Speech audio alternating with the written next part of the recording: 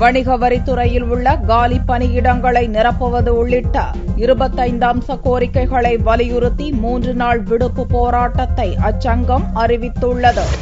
தமிழ்நாடு உதவி ஆணையர், வணிக வரி அலுவலர், துணை வணிக வரி அலுவலர் மற்றும் தமிழ்நாடு வணிக வரி பணியாளர் சங்கங்களின் பிரதிநிதிகள் சென்னையில் கூட்டாக சனிக்கிழமை செய்தியாளர்களை சந்தித்தனர். அப்போது பேசிய சங்கத்தின் மாநில தலைவர் ராஜேந்திரன், வணிக வரித்துறையில் உள்ள 10,000க்கும் மேற்பட்ட காலி பணியிடங்களை நிரப்புவது உள்ளிட்ட 25 அம்ச கோரிக்கையை வலியுறுத்தி வரும் டிசம்பர் 17, 18 மற்றும் 19 ஆகிய தேதிகளில் 6,000க்கும் மேற்பட்ட ஊழியர்கள் பங்கு பெறும் ஒட்டுமொத்த தற்செயல் விடுப்பு போராட்டம் நடத்தப்பட இருப்பதாக தெரிவித்தார்.